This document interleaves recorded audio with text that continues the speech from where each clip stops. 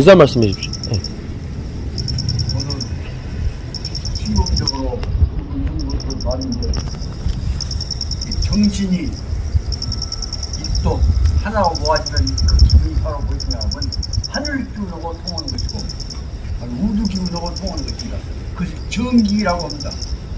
정기를 잘 수련해서 간직하고 있는 나 개인의 문제가 아니라 내 마음을 통해서 모든 여러분 동지들이 다 하나 한 뜻으로 한 정신으로 우주를 통합하고 민족을 통일하고 세계를 재결합시키는 큰 역할이 이루어질 것으로 생각합니다. 오늘 큰 뜻보다 이번 기회를 축원하면서 여러분 한 모습을 보고 감격했습니다. 앞으로 대성하기를 축원하겠습니다. 감사합니다. 차렷 경례. 네, 심사자 마주 보세요. 차렷 경례. 19페이지부터 사진은 78페이지 목양인이라고 하는 맹자 주용과 관련해서 동양에서 특히 백성들 다스리는 사람을 그 목민관 혹은 목양 그 뜻으로 생각해서 백성들을 친자식처럼 더 나아가서는 집에서 기르고 있는 가축까지 한 가정으로 생각해왔던 논리가 사고방식이 이렇게 깔려있는 것이라고 생각합니다. 그 대목에서 다시 말하자면 목양인 개념을 중심으로 해서는 백성과 임금과가 하나 공동명체인 가족이다 하는 개념을 넓혀서 같이 먹고 사는 한 같이 생활하고 있는 사람은 사람뿐만 아니라 가축까지 모든 사람 한 공동체다 하는 전제를 설명하기 위해서 거기서 만들어졌던 개념들이 바로 설명 속에 살짝 비춰집니다만 고대 사회에 있어서 그 임금과 신하가 하나의 공동체 한 가족이라고 하는 개념을 설명하되 그냥 가족인 것이 아니라 예속적인 관계에 있는 가족이 아니라 공동체의 가족이라는 내용을 설명하려고 하다 보니까 뭐라고 설명하냐 그렇게 말하자면 고대 즉 구식에 있어서의 초기의 원시적인 민주적이다 하는 개념을 고대 혹은 원시 공동체에 있어서 인본주의라고 하는 개념을 여기 설명하고 있습니다. 그 대목이 대단히 중요한 의미가 있는데 그 역사상으로 볼 때 가장 대표적인 그 표정이 바로 말하자면 그리스에 있어서 히랍에 있어서 그 원시 사회는 원시 민주 공동체다라고 하는 내용으로 설명한 것을 알 수가 있습니다. 근데 동양의 경우에 있어 특히 우리 한민족에 있은 고대 공동체를 한 말로 말해서 공동체로 규명을 뭐라고 할까? 한 사람도 빠지고 편등으로 보는 거.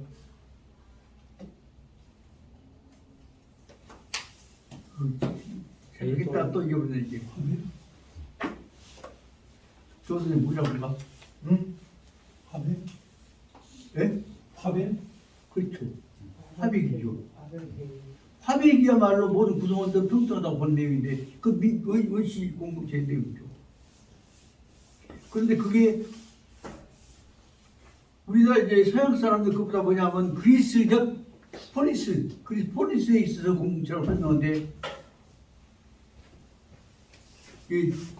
그것을 미화시켜갖고 원시 민본 공동체라고 설명하는데 우리 경우에서는 화백 속에서는 뭐냐면 화백 기본 뜻은 뭐냐면 만장일치니까요. 그 이론 만장일치까지 연결시켜갖고 한 사람이라도 빠지면 안 된다는 논리로 연결됐던 것들이 그거에 제가 한번 여기다가 논문 한번 써봤습니다. 정리했는데 그런데 단군 치하에 있어서 공동체만이 아니라 그 후에도 보면 옛날 삼한시대에도 공동체가 나온다고 말씀니다. 그러면 그것이 이제 기껏해야 된 것이 무슨 신라의 화백제도 이것처럼만 설명하고 있는데 신라 것이 아니라 그것은 우리 한민족 내기 농본국가에 있어서 그 농본민족들은 다 구성원이 한 공동체로 봤단 말이죠. 그래서 이제 수업 들어가기 전에 한번 다시 한 가지 생각이 든 거 말씀드리랍니다. 사실 이번에 이제 우리 집안에서 문중일 때문에 회의를 하고 하다 보니까 결정적인 문제가 된 것은 같은 자손이었는데 큰 집에는 많이 받고 작은 집은 째까 받는데 큰 집이 많이 받은 집에서는 또 그놈만 또 하다 보니까 큰 집은 큰 집 쪽만 기다가 되고 나오는 거야. 근데 그것은 그래도 왜 뭉치게 해보려고 애를 썼던 내용이 뭐냐 그러면 가족은 공동체라는 얘기를 설명하려고 여러 가지로 설명을 해왔습니다. 그런데 그 얘기 잠깐 말씀드립니다. 아버지 얼굴은 모르는데 막둥이 동생이 다시 말해 아버지 납북대 준 후에 어머니 임신하고 7달 돼갖고 납북대 준 후에 그 다음에 10달 만에 이제 태어난 놈이 막둥이 동생이 세상에 얼굴도 모르는 막둥이 동생이 아버지를 제일 많이 닮았는데 가가 진짜 대학 졸업하고 군대에 가기가 그러니까 ROTC를 받다 말습니다. 그런데 ROTC 받는데 가는 벌써 아버지가 누군지도 몰랐던데 동생은 아버지가 납북대 준 후에 아버지를 공산당으로 모르는 사람들에 의해서 신원특기자가 되어버립니다. 저도 신원특기자입니다.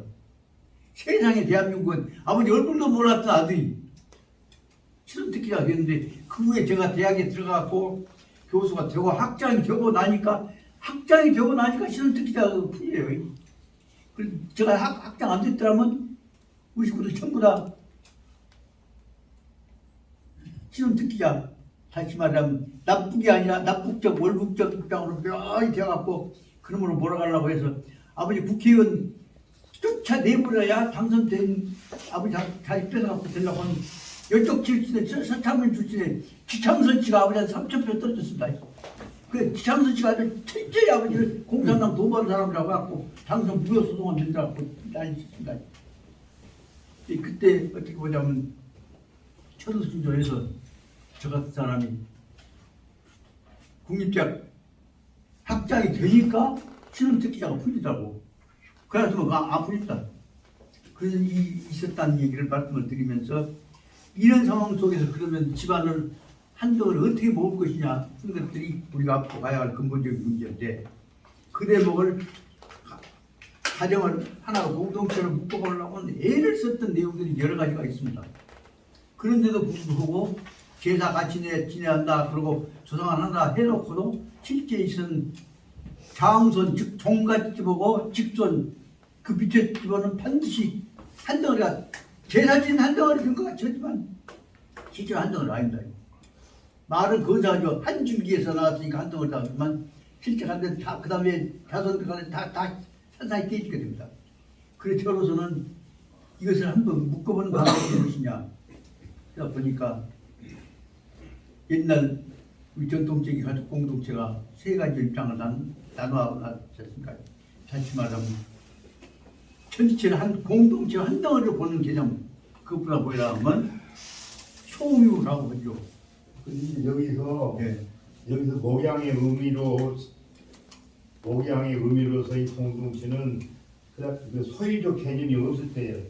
소유, 네가 내 것이 없는 말하자면은 땅이 있는데 양이 끓을 땅이 있는데 이것은 네 것이고 내 것이고 없는 그 소유 개념이 없었을 때의 말하자면 목양의 의미요. 그렇기 때문에 그 칼 막스가 말했던 원시 공동사회 말하자면 그 사회는 이것은 내 땅이고 이것은 네 땅이고 땅의 개념 소유 개념이 없어. 그러니까 경제적으로 평등하지 않아요. 근데 이제 예를 들어서 사냥을 나갔다. 응? 사냥을 나갔어. 그러면은 그가 10집이 산뒤에 남자들이 5집만 있어가지고 사냥해서 뒤를 한번 잡아왔어. 나눌 때 어떻게 나누냐? 식구대로 나눠요.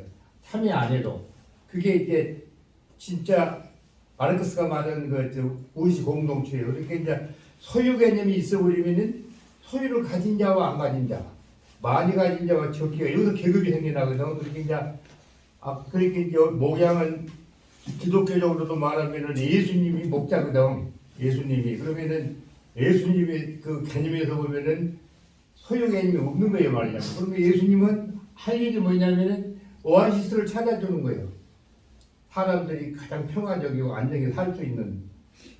그렇게 이 목양의 의미가 큰데 그래서 이제 그 책에 보면은 서양의 학자들이 중국의 이 고대 유학을 휴머니즘적이다 하자. 그걸 가지고 긍정을 인정해 주더라고. 다른 이제 그리스나 이쪽에는 신이 여러 신들이 있어가지고 신들이 싸움을 하고 그러는데 중국 쪽의 이 개념은 그런 신들을 없고 이게 이제 휴머니즘적이다. 그래서 그 인류가 뭐냐면은 그 본받아야 그런 쪽으로 해석이 되더라고. 또 우리도 그렇게 해석이 돼야 돼. 이 공동체에 있어는. 말씀하신 원리로서는 통한 것 같지만 다 믿을 때는 예수 믿는 하나라고 해버리는 통한 것 같지만 구체적인 문제 해결 기준이 아니단 말이지. 하나는 하나님이 한 분이니까 우리는 하나로 뭉치다. 그 개념 해결된 개념 것처럼 얘기하는데 해결된 개념이 아니요. 그래서 그 대목을 이제 구체적으로 들어갔던 것을 설명하려고 합니다.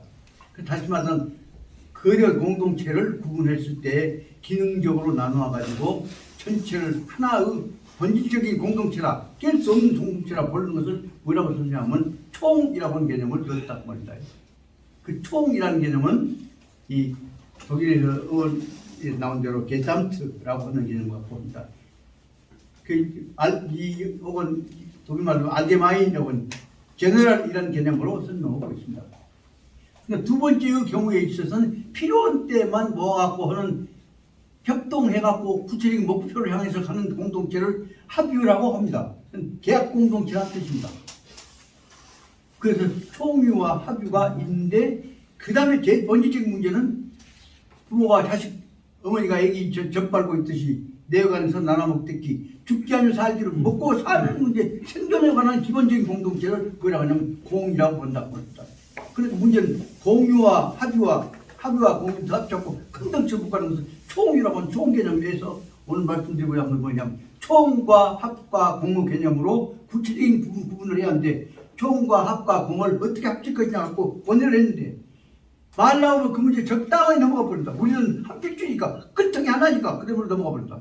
그 끝통이 하나 갖고 갈라져 있는 자손이 한가니까 그것을 다시 오늘날 어떻게 묶어볼 것이냐 생각을 해봤습니다.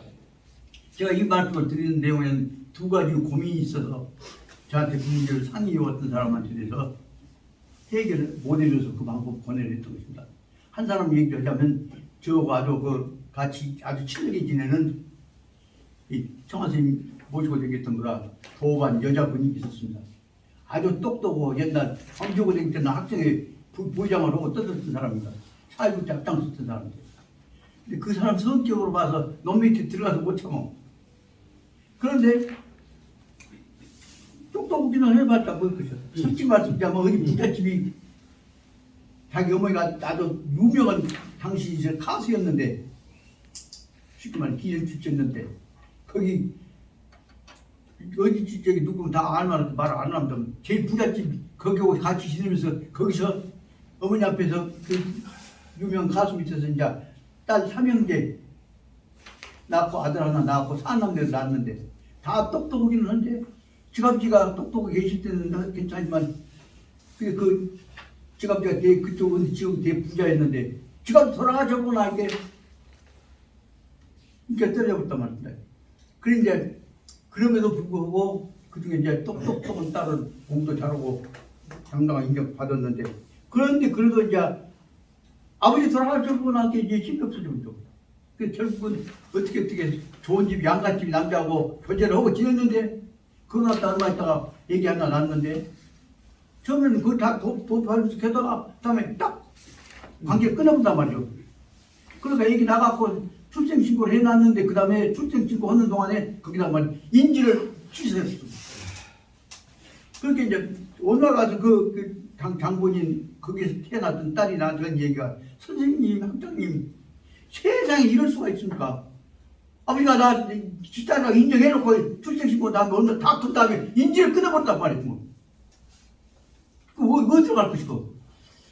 그러면 인지를 취소해버리면 뭐예요? 어머니 정딸이 할 거 아니요? 아버지 정딸하고 지금까지 지냈던 거 다 깨진다고.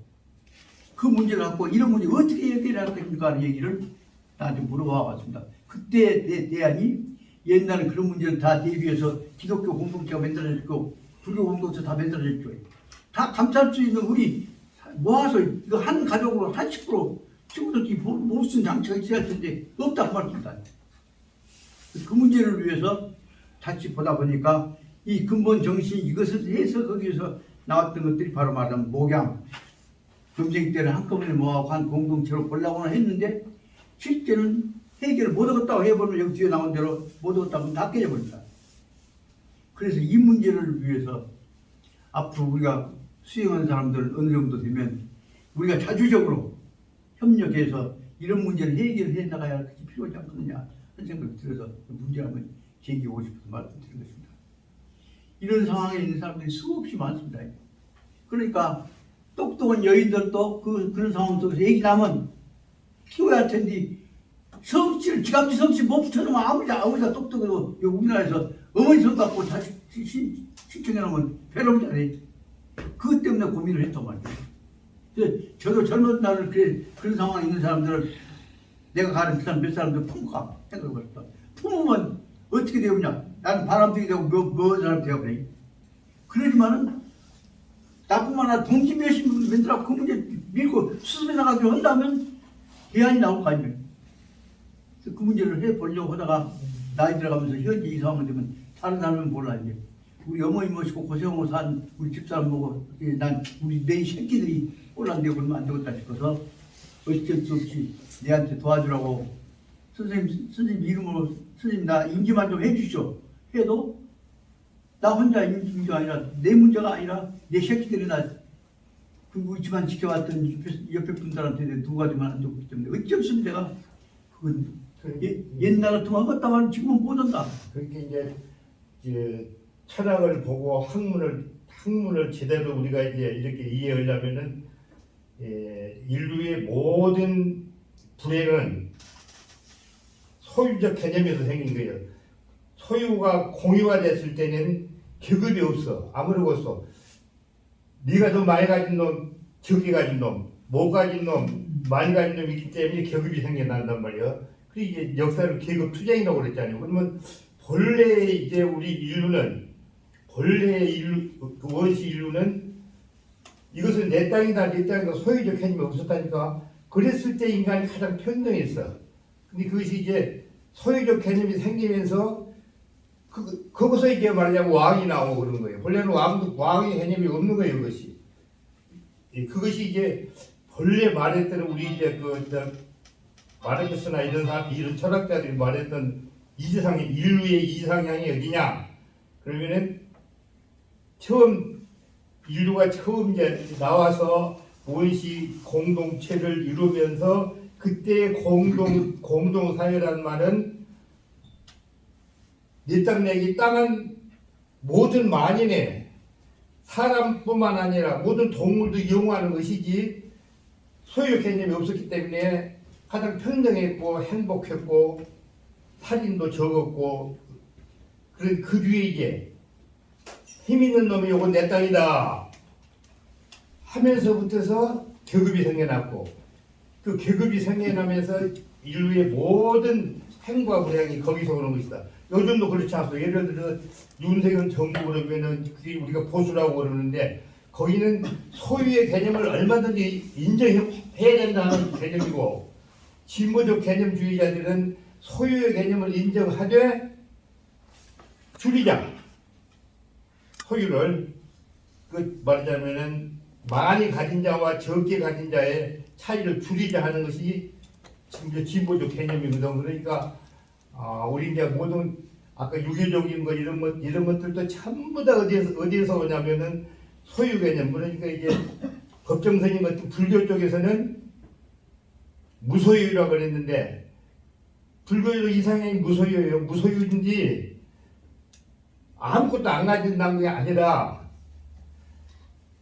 내가 살아가는데 필요한 만큼만 갖자 그래요. 잠깐 정말 그 필요한 개념이 인류 생활 수준이 늘어나고 다양화되면 자꾸 팽창하고 변화된단 말이오.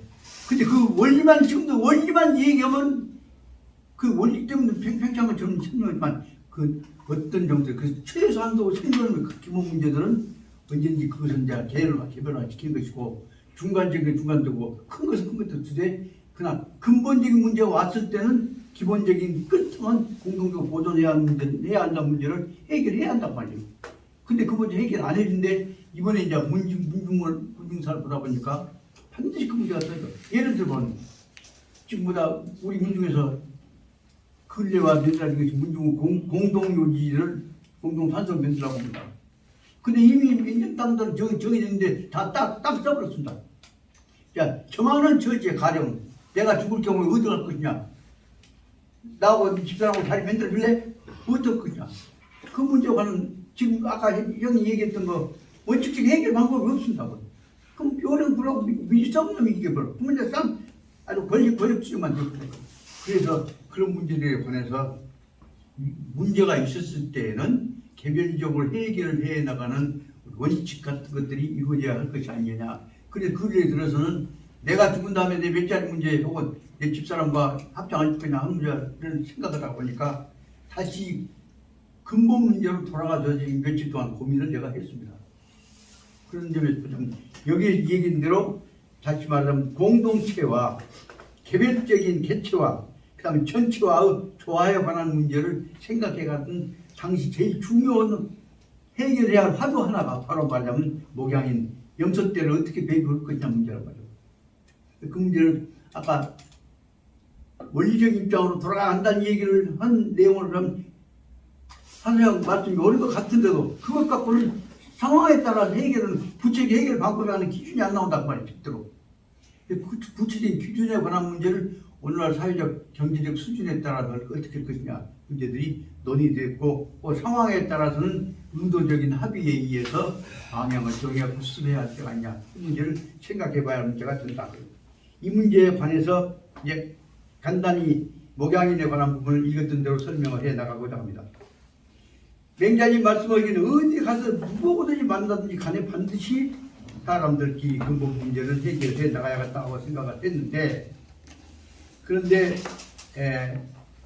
여기 평균땅에 거기 있었던 마음 좋은 상황 속에서는 다 화합이 됐다 그 말씀입니다. 그런데도 구체적으로 부딪히면 혹은 흉년이 들면 또 싸움이 됐다 그 말씀입니다. 그래서 저는 이제 얘기가 좀 길어졌으나 이런 얘기 할 기회가 별로 없을 것 같으니까 앞으로 계속 해야 할 것 같습니다. 제 막둥이 동생이 이제 아버지 얼굴도 뭐라고 나왔는데 태어나니까 꼭 아버지 닮고 이쁘고 똑똑하고 그러니까 사람들은 전부 막둥이 동생만 쳐다보고 있습니다.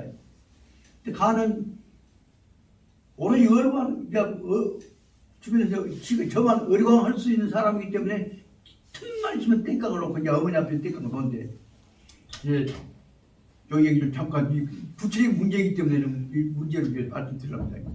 저하고 결의 형제했던 형 한 분이 갈 데가 없으니까 조그마한 돼지 24평짜리 가꾸목집에 같은 방에서 나하고 같이 주자인데 그때는 이 40평 갖고 딱 잘라갖고 가운데다가 공동문 하나 만들어놓고 양쪽 집이 있었어요.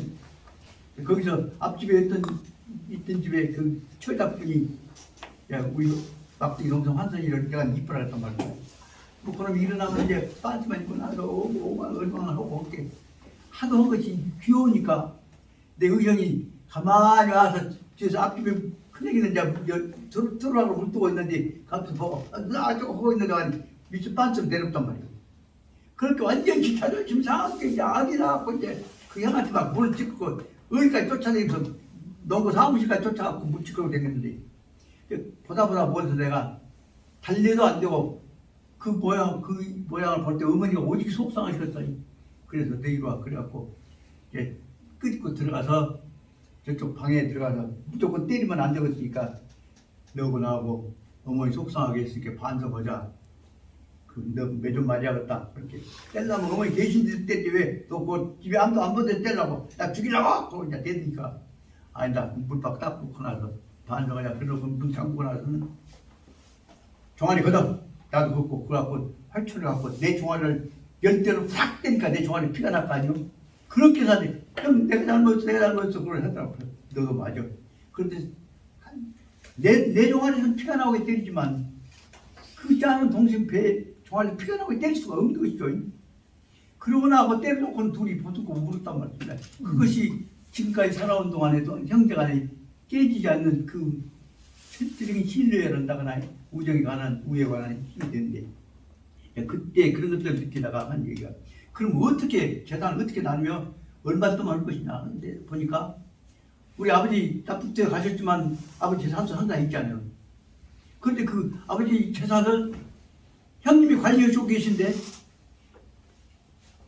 속으로 기대고 제일 짜는 놈 아버지 얼굴도 모르는 놈 줄 알았대. 그동안에 이미 재산은 형님 중심으로 조카들 중심으로 다 분배해놓고 막둥이 목소리 하나도 없어. 나한테 주려고 나면 막둥이도 있고 동생도 있으니까 나한테 안 줘도 이렇게 동생들 다 놔주시오. 그러니까 나는 안 받단 말이야. 나한테 교수가 안 받준다고 했지만. 근데 그 막둥이 입장에서는 기가 막힌지 어쩌다 보면 부해가 나면 한다는 소리가 뭐냐면 형님이고 뭐시고 세상에요. 막둥이 나한테는 땀 안 주고 그 얘기를 하면 그때 내 마음속에는 그래서 말이야 나중에 왜 집안 지키느라고 고생하셨는데 그 덮어버리기는 하면서 속으로는 어떻게 할 때 집안 재산을 아버지 재산들 나누는 것을 원칙이냐. 아무리 뭐 상속법 이론, 재산법 이론 갖고 종종 이론 해봤자 근본적으로 문제를 다투게 된단 말이에요.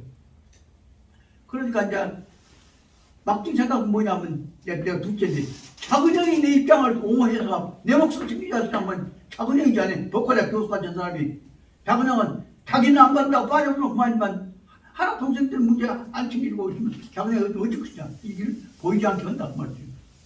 이때 느껴진 것이 뭐냐. 그럴지라도 근본적인 근본 사상은 뭐냐 그러면 가족 공동체의 근본 문제는 문화 상속에 의해서 나눠져야 하는 것이냐 아니면 근본적으로 가족 공동체의 문제들은 각자의 몫을 나눠준 대로 유지되어야 할 것이냐. 다시 말하면 근본 분할 상속이냐 아니면 종가 중심의 상속이냐 문제가 지금까지 쟁점이 되었던 것 같습니다. 그래서 그 문제를 갖고 제가 논문을 한번 썼던 적이 있습니다. 결정적으로 중요한 문제는 그 우리나라 상속제도 속에서 보자면 조선 경국전에서 또 경국대전에 나와 있는 내용에서 보자면 근본적으로 지금 우리가 지금 양반 중심으로 해갖고 종가 상속으로 설명된 중심을 해왔습니다. 그리고 나머지는 종손이 즉 장형이 자기 아버지 뜻을 생각해서 적당히 나누어준다. 그래갖고 그 문제를 결정할 권한은 누가 있냐면 장손이 장자가 마음대로 결정할 수 있는 권한이 있는 것처럼 설명했습니다. 그런데 조선경국전 다음에 그 경국대전 조선경국전에 나온 바에 의해서 보자면 근본적으로 우리나라 상속제도는 상속이라는 개념은 분급제도다. 그 제목에 아주 해석이 안 되어 있지만 근본적으로 보자면 단지 장소는 특히 재산 관리하고 뭐 해야 할 텐데 조금 재산 좀 더 주고 근본적으로는 자손들은 근본입니다. 혹시 이회수 선생님 근본일 때 재산 어떻게 나누죠? 혹시 아신가? 네. 그런데 거기 이제 그 말씀 중에 어차피 이제 토론이 벌어졌으게 첨가하자면 이제 유학의 맹점이 이제 그가 있는데 그것이 그 상속이라고 하는 것은 있는 자에게만 상속이 있고 없는 사람은 상속할 것도 없어요. 그것은 양만 있는 사회의 문제인데 제사권이 제사가 권리요. 이게 큰아들한테 물려준다는 그 논리적 근거는 뭐냐 하면은 큰아들이 제사를 물려받는다. 올 때 제사를 물려받으니까 그 자기 아버지가 가지고 있던 재산을 큰아들이 갖는 거예요. 큰아들이. 왜 갖냐? 제사를 지내야 되니까. 그렇게 이제 우리가 민법에는 지금 똑같이 나누도록 돼 있는데 그 제사가 빠져버렸거든. 그러니까 이게 제사 때문에 싸움에 쌓고 그래. 그렇게 본래는 그 이제 있는 자들의 논리고 없는 자들은 뭐 상속이 없어. 그리고 이렇게 이제 예를 들어 아들이 서희 났다. 서희요. 그럼 우리 집이 지금 돈이 5만이 이렇게 없어. 그러면 요놈을 나눠주면은 누가 제사 지낼 놈도 없어. 그럼 이제 첫째 한나는 5마리를 다 준 거야. 그래야 제사가 이어가지. 그리고 둘은 남의 집 종살이. 그렇게 말하자면 나가 우리 그게 이제 그것이 너무나 제사를 강조하다 보니까 이제 있는 사람들도 이제 그렇게 빠졌고, 그거 이제 후기에 오면서 이제 새로운 것이 이제 들어오니까 지금 분쟁이 막 일어났어. 근데 본래는 제사를 지내기 위해서 장자 우선으로 물려준 것이. 아주 중요한 얘기를 형이 말씀하시니까 이게 상속제도라고 해갖고 조상의 대를 이어서 가계를 이어가고 관련 것을 크게 나누면 세 가지 나눕니다. 바로 호주라고 하는 가족, 그 가족이 대표 권한인 가족에 관한 권한을 중심으로 한 것을 호주 상속이라고 합니다. 두 번째에 있어서는 같이 제사를 어떻게 지내냐 하는 문제를 갖고 말하자면 제사 상속이라고 합니다.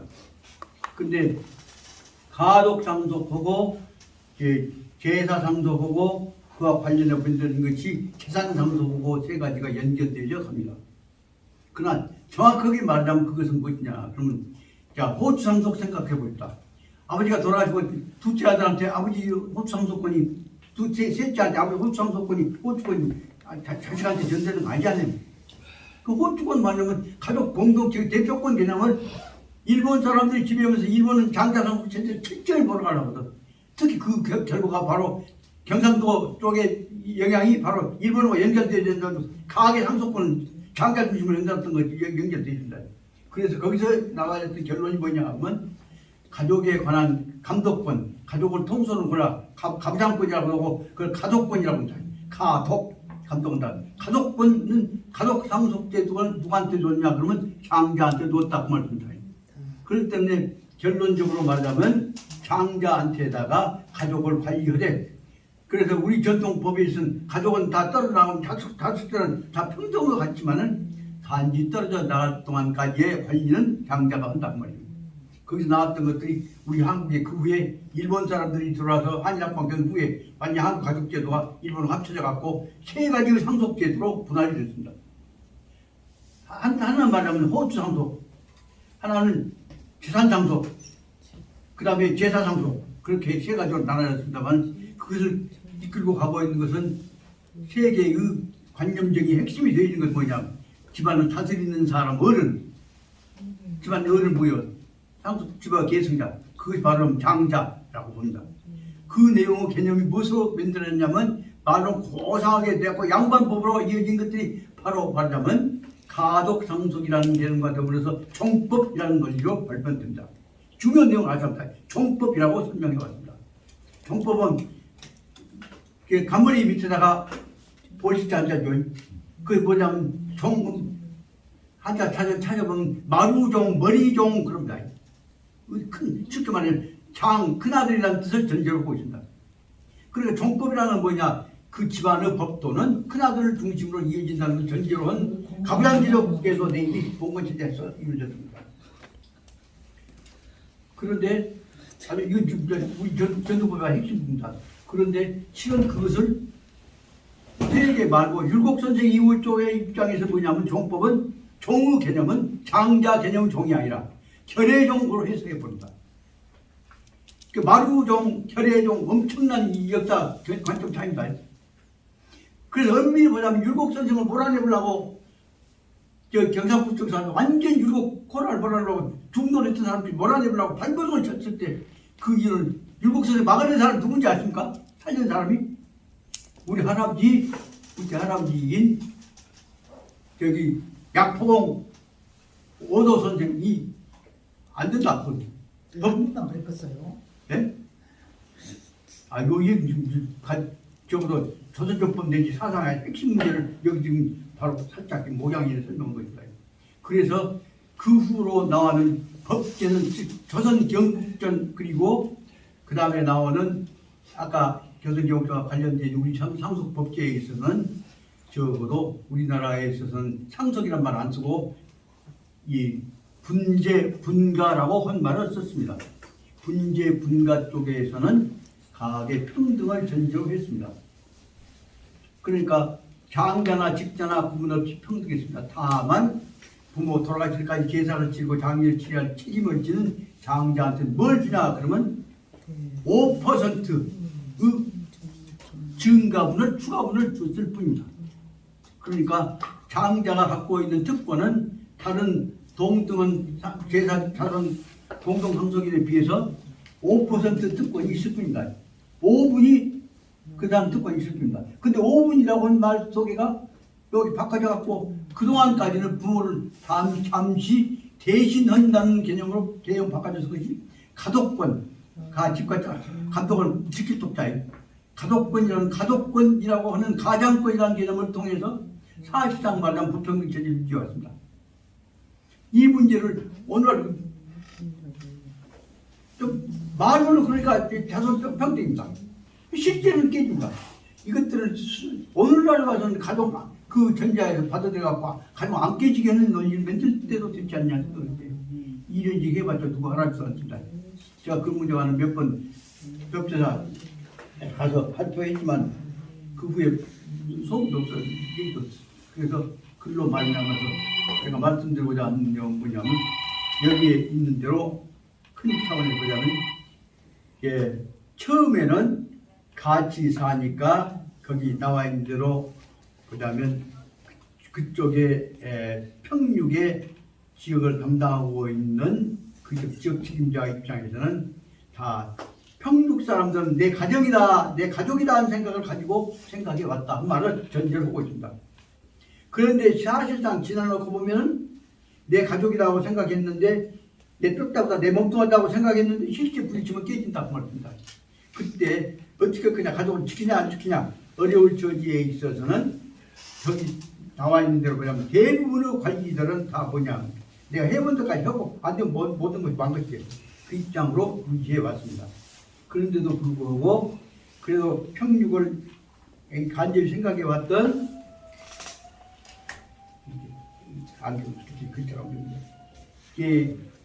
그쪽 지역을 담당해 왔던 그 마을 책임자는 맹자님의 뜻을 받들어 갖고 내 몸으로 생각합니다 라고 해서 생각합니다. 그런데도 막상 부딪혔을 때는 내 몸으로 생각하지만은 내 몸으로 할 수 있는 한계가 힘이 없을 때 어쩌냐. 그 제 밑에 줄에 있는 대로 보자면 내 능력에 맞게 내가 타고 다니는 마차 안 낳고 다니면서 죽을 고생하다 마차 안 까봐지고 내가 유지하면 유지하고 말면 말고 그 식으로 생각해 왔다. 말면 말고 할 때까지 해보고 그럴 때 있어서 농촌을 다스렸던 그 책임자의 입장은 무엇이냐 그 목양입니다. 다시 목민관이다. 그렇습니다. 그 내용은 목민관을 해석해 볼 때는 내 식구께 내 책임이다. 절대적인 책임으로 생각한다는 개념이 있다가 하는 데까지 해본다는 이 개념으로 바꿨다. 그 마지막 부분에 가서 내준 게 뭐냐 그러면 나는 나한테 주어져 있는 임무를 맡은 자 수임자일 뿐이다. 그래서 수임자이라는 말이 79편 둘째 주에 나와서 위탁자라고 했습니다.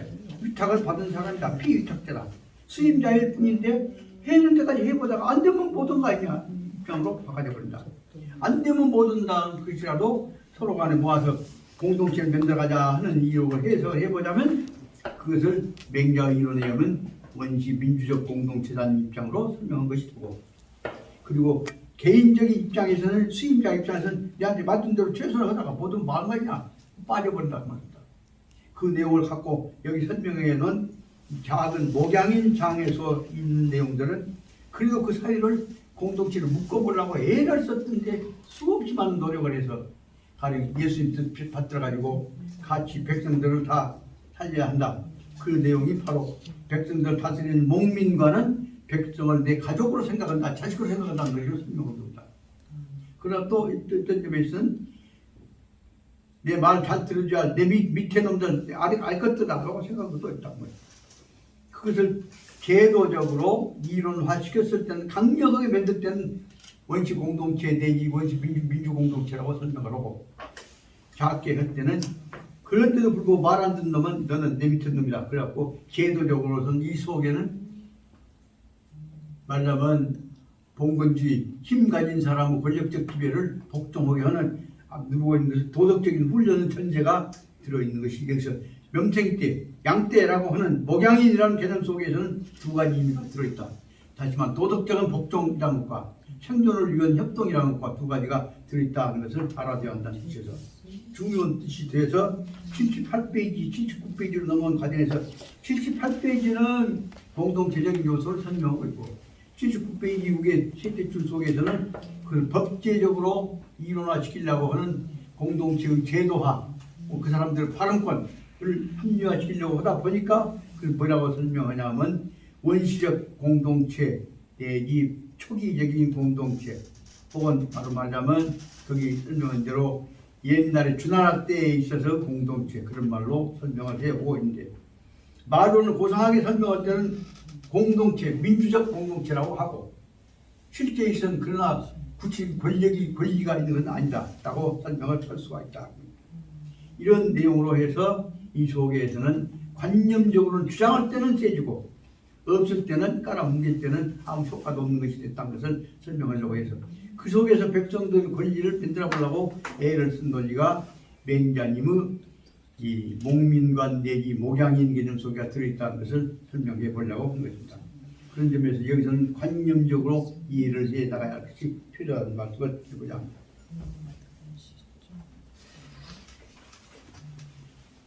그래서 결론만 말씀드리랍니다. 이 논리 속에서 결국은 확대 발전시키고 보자면 모든 인간은 하늘에 의해서 탄생될 때에는 평등하게 탄생했다. 지금 말하면 에브라함 링컨에 의해서 이루어져 있는 게티스버그 연설을 말한 대로 보자면 모든 인간은 평등하게 창조되었다. Created equal. 모든 인간들은 평등히 창조되었다. 그렇기 때문에 평등한 대우를 받아야 한다는 관념적인 원리적인 선언은 거기에 들어갈 수가 있지만 그 말 갖고 구체적인 문제가 될 것입니까? 밥 나누는 사람에 의해서 밥 주고자 주는데 따라 숟가락에 따라서 밥 양이 작으면 결국 못 먹는 것이죠. 이런 뜻을 보자면 이 속에는 바로 말하자면 천부인권설 인간 평등 창조설에 관한 내용의 입장을 이론적으로는 설명하자면 맹자에 의해서 설명해진 대로 바로 말하자면 명세의 논리를 갖고 평창조 논리까지 거기다가 인격을 붙여버리면 하늘에 의해서 천주에 평등이 창조됐다는 논리가 설명이 되어진데 그것 가지고서는 오늘날에 있어서의 구체적인 인권 생존권이 보장되지 못한 것이다. 그런데 불구하고 그것이 있다. 그 후에 아주 결정적인 문제입니다.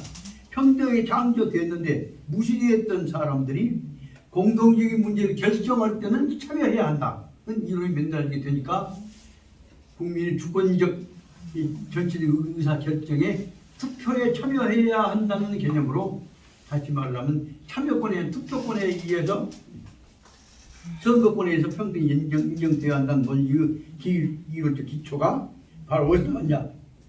명생 때도 모든 백성도 똑같이 생존에 관한 대우를 받아야 할 권리가 있다는 논리를 구체화시켰던 것이 역사에 언제 나타나냐.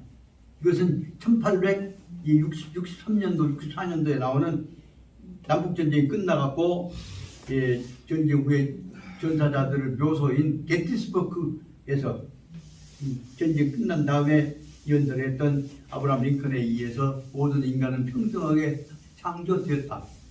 그렇기 때문에 인간의 권리를 인정받아야 한다. 평등에 창조되었다는 내용을 구체화시킨 것이 바로 말하자면 바이 더 피플 모브먼트 개념, 다시 말하면 창조된 사람들이 의사 결정에 참여해야 한다. 투표권에 관한 내용을 설명했던 데 나옵니다. 그러니까 all man is created equal. 그 다음에 그 내용이 뭐냐면 그러니까 for the people 하고 of the people 다음에 by the people 개념이 맨날인 것이 언제냐. 항상 말을 고상하게 설명해 놓고도 결국 1864년에 63년인가에 그때 처음으로 by the people이라는 개념에 의해서 인간에 관한 권리 개념이 인정되었단 말입니다. 갖고라고 생각해놓고 얘는 나도 그렇게 먹습니다. 그래서 결국은 인간은 인권 얘기는 해놓고도 불구하고 결정적인 문제는 무엇이냐. 그 구체적으로 의사결정에 투표권에 참여하기 시작한 데 있어서 비로소 바이 더 피플이라고 하는 말에 의해서 인간은 평등하게 창조했다는 평등의 창조 기능이 처음으로 결정된 것이다. 그런 말은 인간은 인본주의 때도 있지만 구체적인 제도적으로 확실하게 원리를 정했던 건 뭐냐면 고상한 소리 해도 미국 대통령 아브라함 링컨에 의해서 게티스버그 연설에 의해서 거버먼트 오브 더 피플 포 더 피플 바이 더 피플 거버먼트 개념이 처음으로 나왔다고 말씀드립니다. 그 전에는 바이더 피플 고브먼트 개념이 구체화된 거 없습니다. 그래서 프랑스 사람들은 그래서 미국 대통령이 처음에 초대 대통령이었던 조지 워싱턴이 실은 굉장히 미국 사람들은 고상하게 설명하지만 프랑스 사람도 뭐냐, 저 사람들 노예가 지금 1000명이 넘는 대지주였다. 그 귀족이었는데 뭐 그 사람이 미국 대통령이었다고 해서 그 사람이 민주국가 대통령이냐. 프랑스 쪽에서는 그래서 조지 워싱턴을 민주국가에 있어서 평등한 주권자로 본 것이 아니라 당시에 있어서 영구 식민지역에 있어서 귀족이라고 말합니다. 그 내용을 전개해서 여기 중요한 문제는 이 대목에서 바로 말하자면 명생이가 의사결정에 참여하기 시작했던 것으로 역사적으로 정립된 것은 바로 아브라함 링컨에 의해서 이룰 것이고, 그것을 제도화된 이론으로 정립했던 사람이 누구냐 그러면 그 후에 유엔 헌장을 만든 데 참여했던 미국에 있어서 이 법학자 한스 케이젠이라고 하는 사람에 의해서 비로소 만들어지게 된다. 한스 케이젠에 있어서 절대적 민주주의 이 개념이 평등 개념이 나옵니다. 그것을 한스 케이젠의 그 교과 그 헌법 교재가 바로 뭐냐면 프린시플 오브 데모크라시라고 되어 있을 것입니다. 한스 케이젠이 거기에 발음한 Order of the by the people government 개념이 한스 케이젠의 이론이 정립이 됐습니다. 그 한스 케이젠의 이론은 바로 민주주의의 근본 이론, Fundamental Theory of Democracy라고 되어 있습니다. 조봉호 선생님 그 아주 대단히 중요한 문제를 얘기한 것이에요. 그 말은 고상한 얘기지만 구체적인 제도화를 논리적으로 정립했던 사람은 누구냐? 그러면 주장은 아브라함 링컨에 있었고, 그 다음에 제도화했던 것은 한스 케이젠에 있었단 말이에요. 한스 케이젠에 있었던 그 책 교재가 바로 뭐냐면 민주주의 기본 원리의 펀더멘탈 테오리 오브 데모크라시에 의해서 이루어졌단 말이죠. 우리나라 세상에 그런 문제들이 교과서에 법학개론에서 설명되냐? 시작 안 되었단 말이죠. 그 대목에서 어떻게 생각하면 그것을 가지고 구체화시킬 것이 그 다음에 마지막에 있어서 19세기 후부터 21세기가 되면서 20세기, 21세기가 되면서 바로 말하면 생존권 개념을 통해서 구체적인 말하면 평등권 개념이 구체화되기 시작했던 것임을 알 수 있습니다. 그런데 뭐냐면 아까 얘기했던 민본주의, 민주주의 이론이 가장 구체화되었던 구체적인 실천에 관한 문제는 생존권 개념입니다. 그 생존권 개념이 구체적으로 이 공동체의 주제로 만들어지게 된 배경 속에서 말하자면 솔직히 말하자면 그것은 칼 막스에 이루어졌던 카피탈 자본론 이론에 의해서 어떤 사람도 모든 인간은 구체적으로 생존할 수 있는 권리가 인정되어야 한다라는 논리로 발전된 것임을 알아야 한다고 합니다. 그전 고상한 얘기, 자비로 사랑으로 얘기는 떠들어봤자 아무 소용이 없는 것임을 알아야 한다. 여기까지가 지금 말씀드리고자 하는 가장 중요한 부분, 핵심 부분. 다시 말하자면 맹자님이 그렇게 애가타게 주장했던 목양인의 개념은 오늘날에 와서는 김계민 명생이들의 생존권의 개념이 모든 인간의 생존권 개념으로 연결되어졌던, 다시 말해 그것을 현대 말하면 뭐냐면 사회권이라고 줘요. 생활권이라고도 사회권이라고 하는 이 제도에 의해서 이루어졌다는 사실을 알아두셔야겠다는 생각이 들어서 그래서 이 대목을 다시 반복해서 말씀드립니다.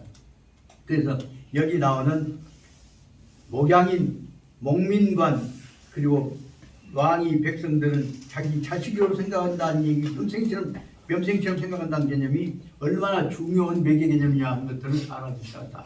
그래서 지금까지 한 얘기를 추상적인 개념이 아니라 추상적인 개념을 구체화시키는, 제도와 연결시키는 개념으로 이루어졌던 것들이 결국은 생존권이라는 생각이 들었다고 합니다. 그런 점을 볼 때 우리가 하고 있는 이 상황 속에서 아까 얘기했던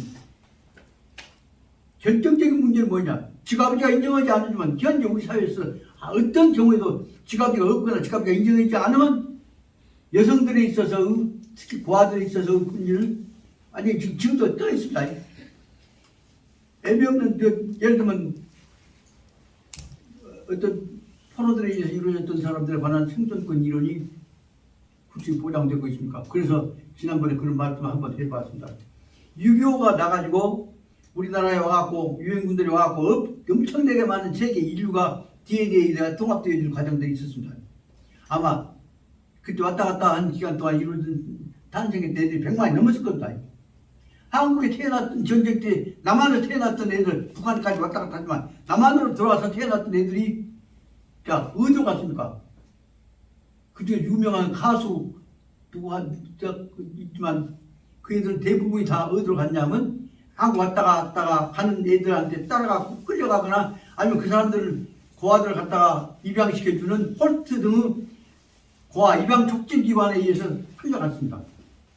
그럼 그 다음은 인간은 평등하다 그래갖고 태어나서 그 끌려간 나라 팔려간 나라의 그 나라 국적을 따갖고 뺑뺑 돌아다녔습니다. 그것이 남한에서 이루어졌던 혹은 남한을 통해서 이루어졌던 남한이 북한에 왔던 애들 태어나서 가들이 부모 낳아줬던 부모 그 국가의 소음 없이 세계의 떠돌이가 되었던 고아입니다. 그런데 중요한 사실을 하나 알아야 합니다. 북한에 와서 남한 쳐들어갖고 유행도 하고 무턱 하고 했습니다. 북한에서 난 애들 북한 정부에서 어떻게 처리했는지 조봉 교수 아가? 북한 내에서는 바로 전쟁 때 낳았던 북한 애들을 전부 다 스칸디나비아에 있는 나라 노르웨이, 스웨덴, 핀란드가 중심이 돼갖고 결국은 국제기구에다가 다 애들 맡겨서 키웠습니다. 맡겨서 키운 것은 무엇이냐 그러면 양육을 위탁했을 뿐입니다. 그 다음 양육 위탁해서 그 애들이 어디다 얘기해서 그쪽에 그 양부모 따라 가버린 거 아니다. 그래서 가들이 성년이 된 다음에는 다 다시 어디로 돌아왔어요. 지금 비자했던 나라로 돌아왔습니다. 그 수가 제가 대충 말하면 내가 안들어 한 20만이 넘습니다. 그러면 스칸디나비아에 노르웨이, 스웨덴, 핀란드에 끌려가갖고 급하게가갖고 거기서 양육해갖고 온 애들은 그쪽 사람들 부모 따라갖고 거기서 꼬적 바꿔준 것이 아니라 다시 가들 성장해갖고 어디로 왔어. 김일성 밑에 김정일 밑에 김정일 아들 손자가 돼갖고 돌아왔다고 말합니다. 가들이 결국은 오늘날 지금 북한을 지키고 있는 정통적인 사고방식을 지고 있습니다. 우리나라는 얘들 지갑지 따라가고 지갑지가 아주 딸 삼았다가 흔드는 거 갖고 마누라 삼았다가 팔아갖고 멋지게 다 하고 있죠. 이런 상황들과 비교해 보자면 어떻게 보자면 좀 민족문화적인 혹은 혈통에 관한 자존심이 얼마나 비겁할 정도로 팔려갔던가 문제를 반성할 수가 있습니다. 마누라는 좋죠. 사랑으로 다 아주 삼았다고 키운다. 그래서 그 아가가 자기 성장에 어떤 인간적인 자기 역사에 관한 동질성에 관한 자존심을 지켜주는 게 아니다. 그런 점을 보자면 우리나라 유명한 그 흑인하고 혼혈 가수 이름이 없네. 인순이. 에? 여자 말인가요? 네. 인순이. 인순이가 인순이. 2년 전 3년 전에 6.25 참전 용사들한테 감사하기 위해서 미국을 갔습니다. 그래갖고 그 감사하기 위해서 가서 노래하면서 거기서 한 76명의 예가 있습니다. 혹시 이 속에 내 아버지가 계신지도 모르겠습니다. 아마 내 아버지는 내가 자기 딸인지도 모를 것입니다.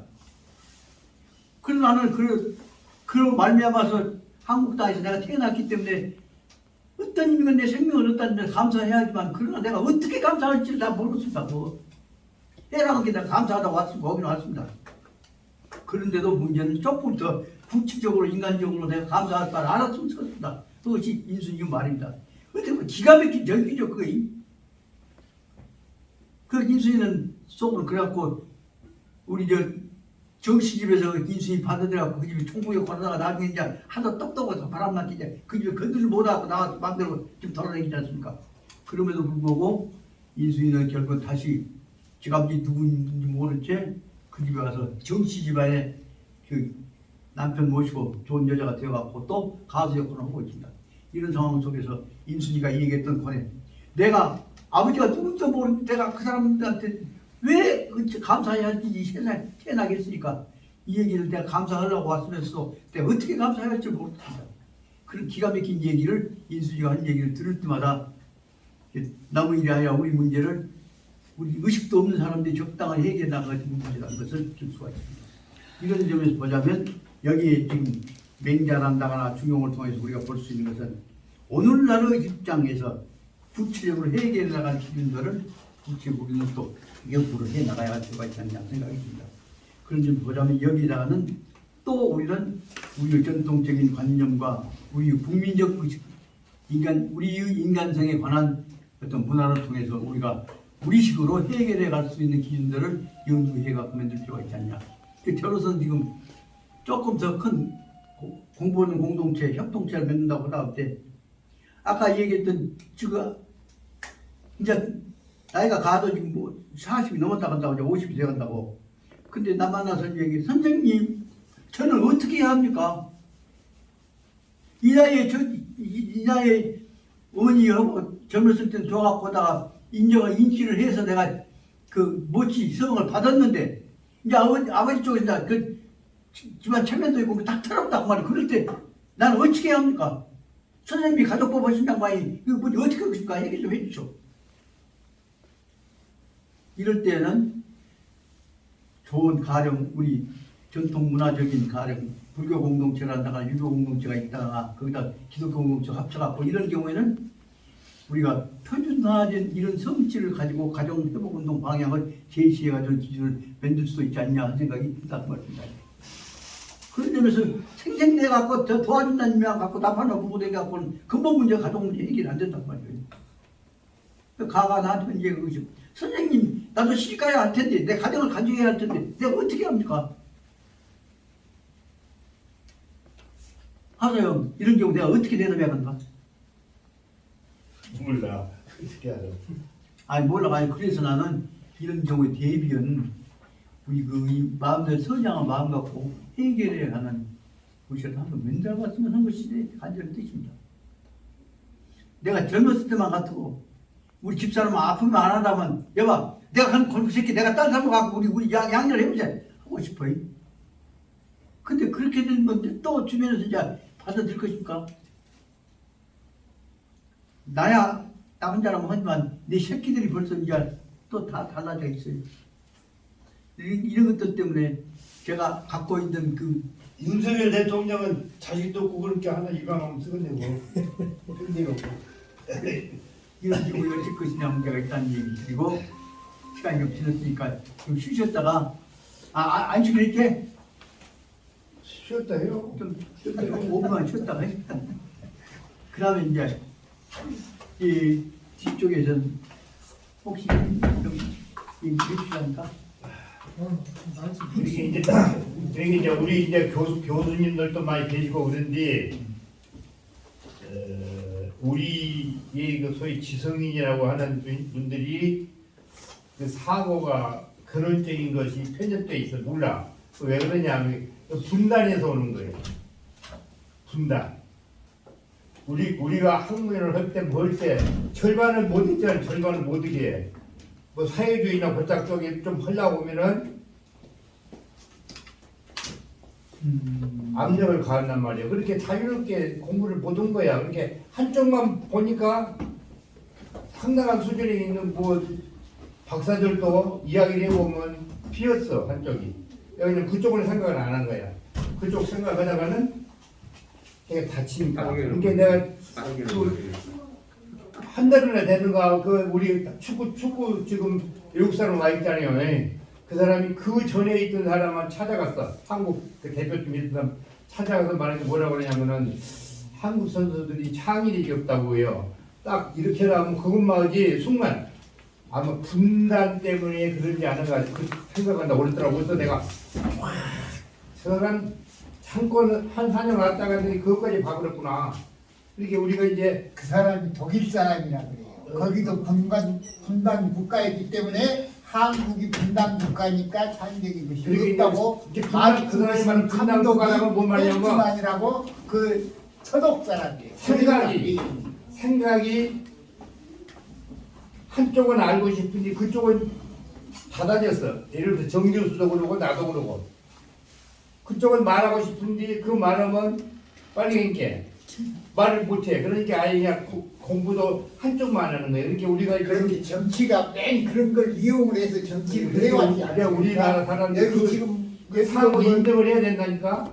상호 아니, 인정을 해야 돼. 방금 말씀하신 것을 그런데 독일 그쪽에서 나왔던 노동자 질주였던 여자 멜크는 그러면 통합을 시켜갖고 두 가지 요소를 가지고 지금 통합 만들었단 말이에요. 그 분단 때문이만 아니요. 분단을 어떻게 처리할 때는 능력이 없기 때문에. 아니 그러니까 근본은 분단 때문에 우리가 북쪽에 뭐 사상이나 아무리 복잡해서 좋은 제도라도 그걸 인정하면은 이제 북한 찬양했다고 해서 잡아가지 않아. 그래서 어렸을 때부터 그쪽을 생각을 안 한다니까. 그것이 이제 우리 정교수님 머리나 내 머릿속에 딱 잘 잡혀 있어. 형 스타링 밑에서 그 무서운 스타링 밑에서 gorbachov는 인간 본연의 문제를 얘기했단 말이야. gorbachov 무서운 스타링 밑에서도. 그래서 오늘 생각난 김에 이 교수 사랑하는 이 교수님 아까 그런 경우에 그 어머니 입장에서 한때는 좋아갖고 누구 지나가 거기서 얘기를 나왔을 때 출생신고는 제가 그 남자 쪽 승인을 얻어갖고 그 성실 받기까지 했단 말이에요. 그러다가 나중에 그 사람 성실 인지 철회해버렸을 때 어쩔 것이냐 문제에 관해서는 여기 대응하는 입장을 당사자가 태어났던 사람이 사실관계를 인정해서 아버지 성을 따든지 어머니 성을 따든지 제3의 성을 따든지 혹은 국가에서 그쪽 지원해 주신 그 외에 자기 뜻에 따라 선택할 수 있는 성 제도를 4가지나 5가지 추천할 수 있는 제도를 만들든지 그것들에 관한 입법도 해결할 수 있는 것이 아니냐 생각한단 말이에요. 책임 아니라 빠질 것이 아니라. 그래서 참 그 어려운 처지에 있는 사람들끼리 모아갖고 지들끼리 전 선생님 그 사람들 형제간을 만들어줘야 할 거 아니야. 우리 뜻있는 사람들이 모아서 공동 가족을 만들어가지고 그래서 형수하고 저하고 몇 사람 모아서 그 공동 부모가 되어갖고 가를 선택에 의해서 한 가정의 모델로 오늘 받기로 해갖고 언제 만들 수 있는 길을 입법적으로 해결해줘야 할 거 아니냐 생각이 든단 말이에요.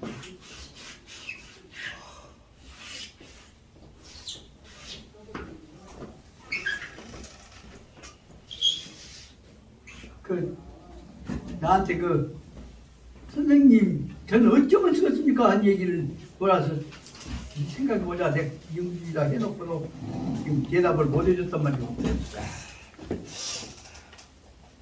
이경섭 교수 이 문제에 대해서 어떻게 하는 것이 표준이다. 그것을 구상을 한번 해서 얘기해요.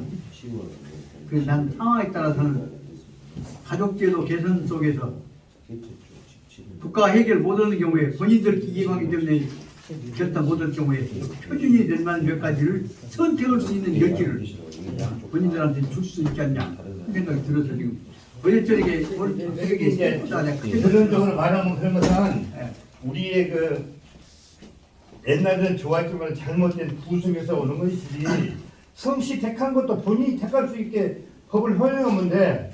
아니, 나는 이제 아까 그런 경우에 나는 이제 한국에 와서 내 성을 하늘로 헐라요 이름 짓기 그렇게 해주면 되는 거야. 그 자유스럽게 무슨 뭐 혈통 찾아서 무슨 하고 무엇이 나는 굿이고 이것이 내 굿이라고 하는 것이 수백 년 동안 내가 감정하고 뭐 이렇게 한뒤 이게 무슨 의미가 있냐고요. 우리가 한 인류가 살아가는데 그게 뭔 의미가 있어? 얼마나 큰 의미가 있어. 아니요, 그냥 전라도에서 부시가 제일 양반이게 그게. 아니 과거에 태도를 가졌던 사람들이 밑에 옛날 노비계급은 성도 뭣도 없어. 개똥이요. 개똥이 뭣도 이렇게 불렀어.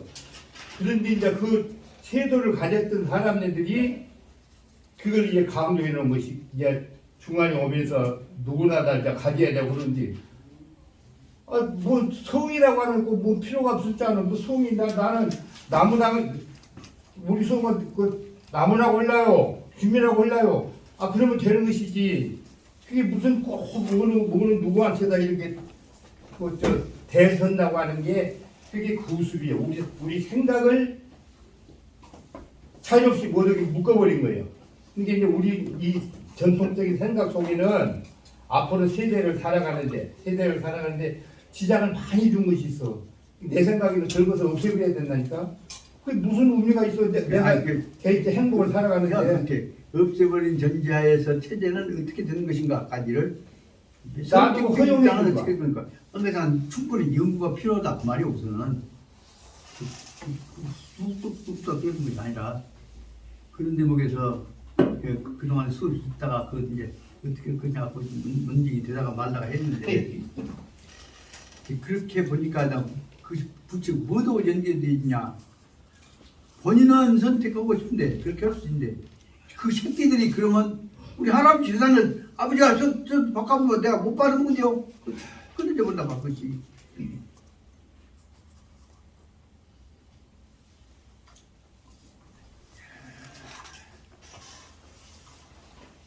야, 앞으로는 이제 상속권도 많이 줄 필요가 없어. 법으로 제한을 해야 돼. 근데 상속을 법으로 한 80%까지 상속세를 물려놓으면 그거 안 하려고 할 거 아니야. 이것처럼. 그 뭐 부모가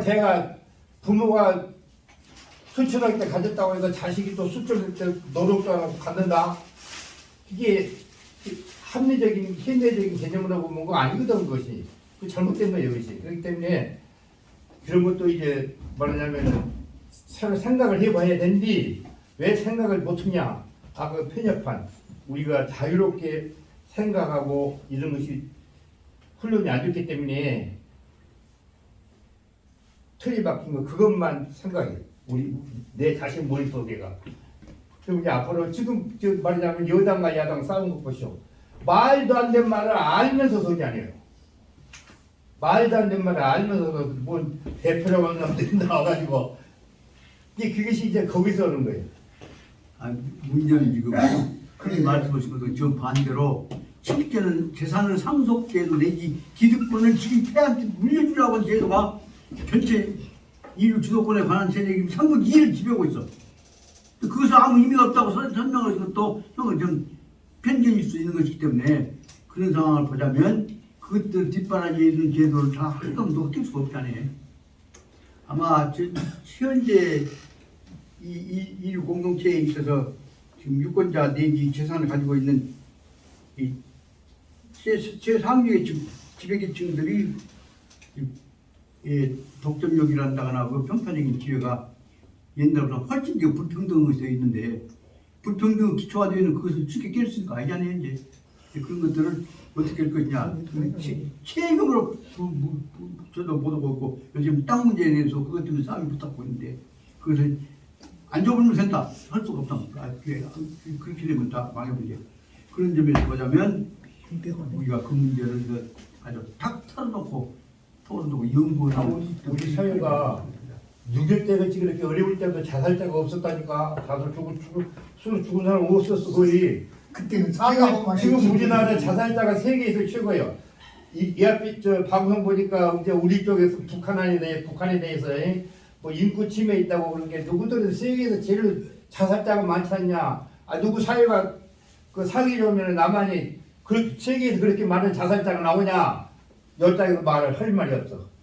이렇게 얘기지. 그러니까 오늘은 한 가지만 제가 말씀드려보고 싶은데 살이라고 먹느냐, 그 다음 말은 안 하겠습니다만 이거 누가 구별해 준 사람이 구분해 준 사람이 있어요. 닭이 먼저냐 달걀이 먼저냐 하듯이 이렇게 질문 사항만 던져놓고 니들이 해결해라는 이런 쪽의 말투인데 그게 누가 닭알이 먼저지 닭이 먼저지. 그렇게 이제 서양식 나는 외국도 안 가보고 뭐 유학도 안 가봤지만은 교육 프로그램은 똑같은 문제를 놓고 어렸을 때 토론이잖아요. 가족과 토론.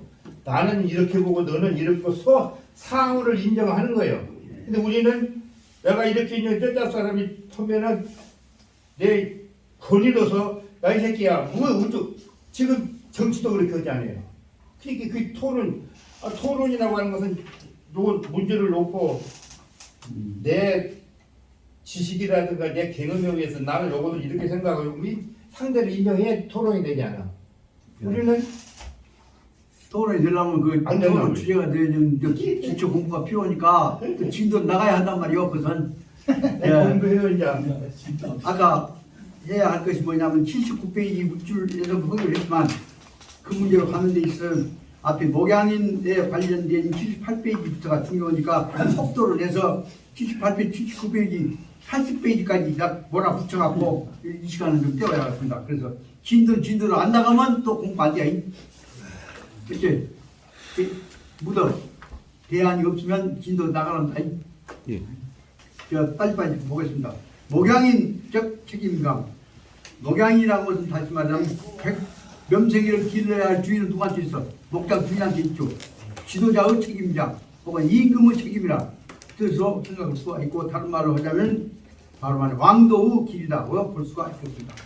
이건 책임이라고 하는 것이 무엇이냐? 이것은 법적 책임이냐 도덕적 의무냐 문제가 있을 수 있습니다.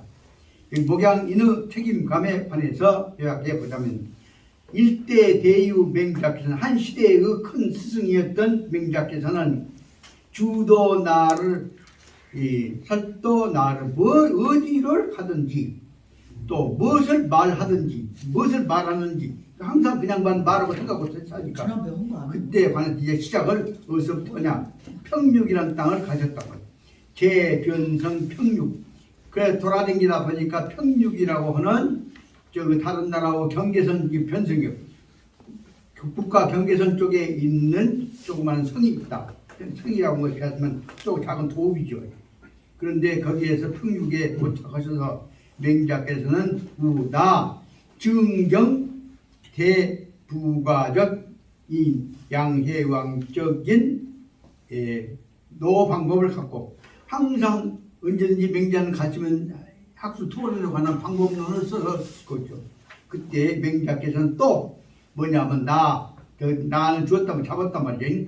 지금과 그 전에 써먹었던 일찍이 지은 이 앞에 겪어서 옛날 써먹었던 방법 대부가 이 방법을 누가 들었냐면 양해왕한테 써먹었던 방법입니다.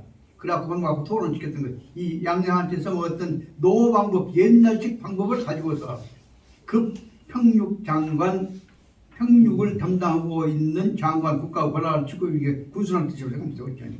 평육의 군수인 공거심한테다가 하투료 밑에 내려주었다. 투란 말은 투망을 둘러 찌운단 말도 들고 옷을 입힌단 말도 들고 그래서 유도해갖고 감정의 이론에 빠져들도록 끄집어들었단 말이에요.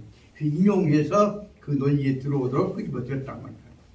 내용은 무엇이냐? 그렇게 되니까 평육에 있는 그 공거심한테다가 백성들 어떻게 살리느냐? 난 갖고 문제를 던지니까 수지 인신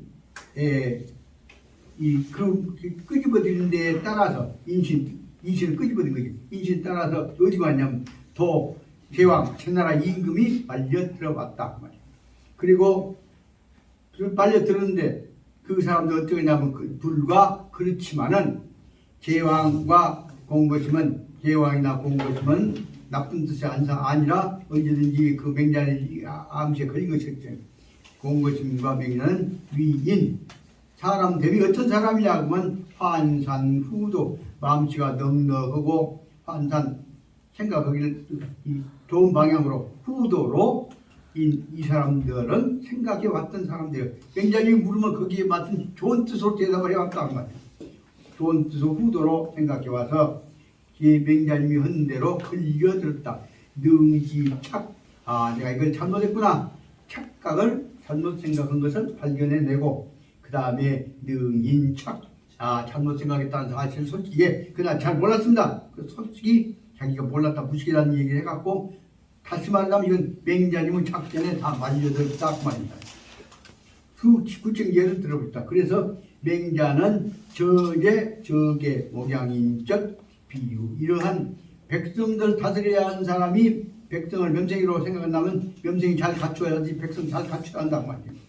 그 목양인이라고 하는 백성들을 거느리고 있는 사람의 비유법을 가지고서 유점 백성들 거느리는 비유법이라는 것은 이 유점 염르란 말은 점을 그런 뜻이기 때문에 점에 붙어 있는 이 부가라고 봐야겠죠. 터지죠. 그래서 점유 비유 유점르 현대 직업 경영 경리인적 의사 현재 일을 하고 있는 사람들은 기업에 갖고 현재 세상 사람도 협력에 사는 사람들이에요. 그 사람들은 뭐냐면 현대 경리인적 의사 사고방식을 가지고서 이 사람들과 뜻을 맞춰가지고 협력해서 같이 만들어가자 하는 생각을 가지고 있을 것이다.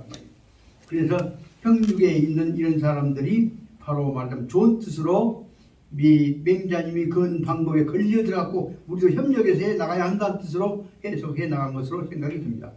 그래서 바로 이 사람들은 맹자님 근대로 예를 들자면 여기 있는 대로 제나라 왕과 그 다음에 그 밑에 있는 왕의 이 벼아인 공거심과가 다 좋은 방향으로 얘기를 해서 그물에 걸려 들어갔고 잘못 생각한 것 자기 잘못을 인정한 것 방향으로 얘기를 해나갔다는 거죠. 이래서 맹자님께서는 이 사람들 뭐라고 생각하냐면 이 사람들 머릿속에서는 명생이를 잘 키워야겠다 하는 생각을 가지고 있는 목양인적 사고를 가지고 있다고 본 것입니다. 그래서 목양인적인 사고방식을 가진 사람은 어떻게 생각하냐? 그 다음에 단 목양인적 인상 이 평육에 사는 그 사람은 도저는 근본적으로 말이야. 그건 결국은 공거심적 개인 그 사람이 공거심은 사실상 군수인데 간단하게 군수라고 일단 봅시다. 그럼 공거심은 어떻게 생각하냐면 공거심은 개인 자기가 거느리고 있는 그 평육이라는 땅을 일면에 있는 직업같이 집땅같이 생각해. 이거 개인적인 땅으로 체급지로 생각하고 그러면서도 또 그 일면에 있어서는 그 다음에 환시 또 더한 어떤 점에서는 제국적 제나라 땅에 있어서의 직활군현 나라에서 임금이 다스리고 있는 행정지역 나라에 다스리고 있는 직활군현이라고도 생각한단 말이에요. 그러니까 여기 말하면 평육은 두 가지 의미가 있어. 다시 말하면 공거심이 관리하고 있는 군이나 면이라고 생각할 수도 있고 크게 보자면 또 하나는 제나라의 왕이 다스리고 있는 진해왕이 해왕이 다스리고 있는 나라의 땅이기도 하다 그 말이죠. 그런데도 불구하고 이 땅의 군현 직활 군현이기도 한데도 그럼에도 불구하고 한 불호적 개인체육 그런데 이것은 엄밀히 보자면 다시 말하자면 이것은 공거심이 개인 땅이 아니란 말이에요. 그러니까 두 가지 들어보자면 지가 군수하고 있는 지땅같이 쓸 수가 있고 아니면 나라 땅같이 쓸 수가 있고 그럼에도 불구하고 크게 보자면 이것은 바로 이렇게 국가의 땅이다. 그래서 아까 있는 군축하자면 군현제도적 성격을 갖고 있다. 그랬을 때에 그 다음에 나오는 필경 그 결국은 어떻게 될 것이냐 이것들은 개인이 지배하고 있는 것 같으면서도 행정구역인 것 같으면서도 그 다음에 크게 보자면 나라 것이고 시대 것이기도 한다. 그래서 보자면 그 제일 밑에 줄에 있는 대로 보자면 결국은 필경에는 전국시대의 조이경계시적 일찍이 사고방식이 싹 트기 시작했던 말이에요. 이 경계시적 바로 이제 깨우쳐지기 시작한 대로 보자면 이것은 하나의 군현제적 국가의 제도 속에서 이루어지고 있는 땅이지 개인이 지배하는 공건제라고 해서 개인 사회재산이 아니다 그 말이에요. 그래서 이 속에서 뭐냐면 모든 각자의 것인 것 같지만 전체로 보자면 하나의 공동재산 내지 공공제도에 나오는 하나의 군현제도의 그 마지막 단어가 쌍묘자하고 머리숫자 묘두라고 한 말입니다. 싹이란 말이에요. 그 이제 발상법이 새로 지어나기 시작하는 꼬투리가 됐던 것이다. 7마리가 됐던 것이다. 그래서 다시 말하면 개인적인 사회재산 개념과 그 다음에 공동재산 개념과 공적 제도 개념과가 섞어져 있는 속에서 이루어진 개념인 것을 말하자면 목양이라는 개념 속에서 설명하고 있는 것이다. 이 개념 속에서는 대체적으로 보자면 5가지의 요소가 들어있다고 볼 수 있어 오의지방관리라고 그걸 5사람의 5명의 그런 뜻도 되고 있죠. 오의지방관원이 책임비 오의지방관원이 뭐냐 그러면 오의지방관원이 사호 최하의식적 반응으로서 지시 그 사람 그 5명 제일 밑바닥에 있는 지방관원들 의견을 들어보면 그 사람들 의식을 보고 있냐 내가 하나님께 하지만 요건 내 이것을 위해서 죽을 고생을 한다 한 생각이 없단 말이에요. 그 사람들 생각이 뭐냐면 사호 최하의식적 가장 낮은 수준으로 해서 뭐냐면 반응을 한단 말이에요. 뭐 반응을 하냐면 그 사람들이 반응한 것은 뭐냐면 내가 하나님께 하지만 마지못해 한다. 그 말이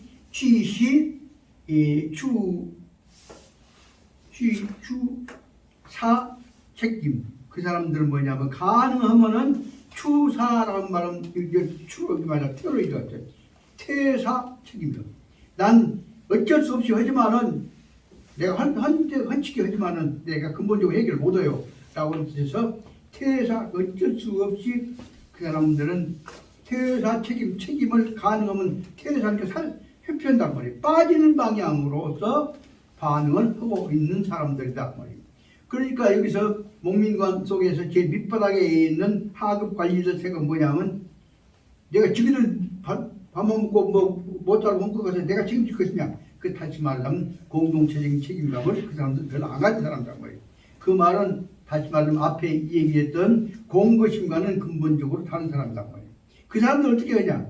간내. 그 사람들이 보고 있는 바는 간내요. 불고관하는 책임비. 책임까지 보자면 간내요. 불고관한 책임. 그러니까 불고관한 책임을 불고고는 책임을 맡아하려고 한단 말이지.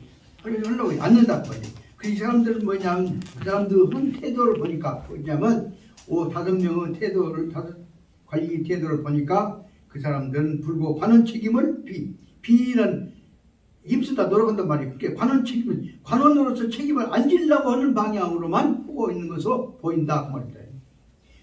그런 사람들은 뭐냐면 그런 말미암아서 진시 월판법요. 그 밑에 아래 백성들 다스려야 할 관리들이 백성들 굶을 죽고 어려운 처지에 있었을 때 어떨 것이냐. 책임을 안 집으려고 한다면 여기 마지막 부분이 뭐냐면 이 사람들은 책임을 안 지려고 하다 보니까 진실로 이 사람들은 이 몰판법요. 어떻게 해결할 수 있는 방법이 없다 그 말입니다. 목민관 체제 하에서 아래 백성들에서 책임지려고 안 해버리면 백성들을 해결할 방법이 없다 그 말이에요. 이럴 때 어떻게 할 것이냐. 그 아까 이 마음씨 좋은 군수인 군 책임자인 공거지만 아까 얘기했던 대로 틈만 있으면 자기 것으로 받아들이려고 집당으로 지나라라고 받아들이려고 생각한단 말이에요. 그것이 바로 틈만 있으면 받아들이려고 하는 말이 대가이 진절료라고 하는 말이고 말이다. 가능하면 할 수 있는 대로 가이 진절로 진심으로 문제를 처리해 나가려고 한단 말이에요. 결단이니까 해결한단 말이에요. 진절료 당지 회답 맹자. 그래서 가능하면 살뜨는 방향으로 진절료 당지 회답 당지의 땅에 맞추어서 맹자한테 대답을 하고자 하는 것은 공고심의 마음이에요.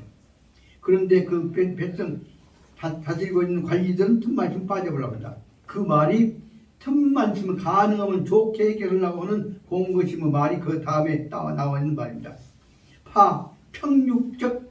평육이라고 하는 것을 보면 평육적을 이 손으로 잡고 보자면 국유고 나라의 고는 주로 말하면 정계인표라는 뜻이니까 나라의 뺐다고 부분인데 평육이라는 것은 국유 땅이기도 한데 그러나 도변성 아적 개인고 그런데 나는 이 땅에서 군수노릇하고 살았기 때문에 평육에 살아왔기 때문에 이것은 바로 말 원래는 나라 땅인데 나라의 땅 같은 나라 뼈다구 같은 나라 땅인데 이것이 시간이 가면 갈수록 나한테는 변성 아적고 개인고 나의 내 몸 같은 생각을 갖고 생각하게 됐다. 이 개념 속에서 나온 대로 보자면 몇 생 키우다 보면 림생이도 되고 내 땅도 되고 했단 말이야. 우리 고향 땅들 다 내 땅인 것처럼 아무 관계도 없으면 지것처럼 생각하고 있는 말을 설명하고 있다. 그래서 바로 말하자면 맹자님한테 공고심은 말이 나는 이 나라를 원래는 평육은 나라 것이지만은 나라 땅이지만은 고는 뼈다구니까 땅이라고 했다.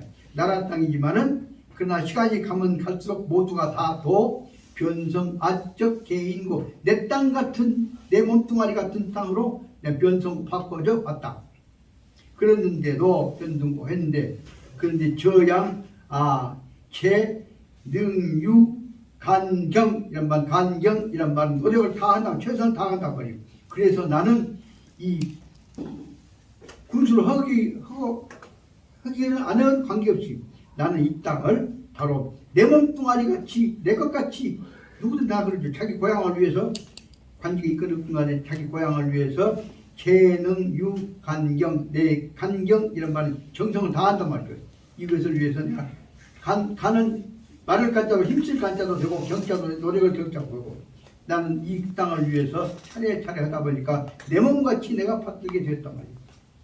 그런데도 요 불련 만약에 그렇지 않다고 한다면 뭐냐면 난 해봤자 나 아무것도 다 한다. 그때 나는 소거 나는 이 작은 흙술에 갖고 불관추 나는 부도차가 쓰러지지 않도록 내가 있는 동안에 있는 우리 고향이 예를 들면 내가 지산면에 내가 면치고였다면 지산면을 위해서 지산면이 쓰러지지 않도록 내가 최선을 다해서 관추 쓰러지지 않도록 내가 관리하고 밀고 나가고 하려고 했단 말이에요. 내가 붙들고 있었던 거 있단 말이에요. 붙들고 있어도 힘이 없을 때는 어쩔 수 없대. 그럴 때는 평육은 과불화 애가 애를 쓰고 있지만은 애는 뭐냐면 사랑의 자가 뭐냐면 잘 되면 모르지만 잘못하면 그런 뜻이 있단 말이에요. 잘 되면은 그렇지만 까딱 잘못하면 무너지기도 하고 불과 안 무너지기도 한다고 해요. 이렇게 해서 내가 노력을 잘 하다 보면 우리 고향은 내 노력에 의해서 망할 수 있고 안 망할 수 있을 것이다. 나하고 같이 사는 노백성들도 불사 잘하면 죽을 수 있고 안 죽을 수 있고 그래서 내 노력에 의해서 우리 고향도 살리고 백성도 살리자고. 이것이 뭐냐면 아는 환시. 그럴 때 이 노력을 하고 있는 나는 면직원이고 한 고향 사람들이기 때문에 환시관 내가 그때는 단지 한 관리로서 조주 내 해야 할 주 노력을 다 한 것이란 말이에요. 주자는 뭐냐면 알밖에 행동은 다 주자입니다. 그때 나는 관리로서 내가 관청 직원으로서 관리로서 입장에 비추어서 최선을 다한단 말이에요. 관조주하고 그러다 보면은 전조나 그 돈도 내가 관리로서 받아야 할 바에 맞추어서 나는 받는단 말이에요.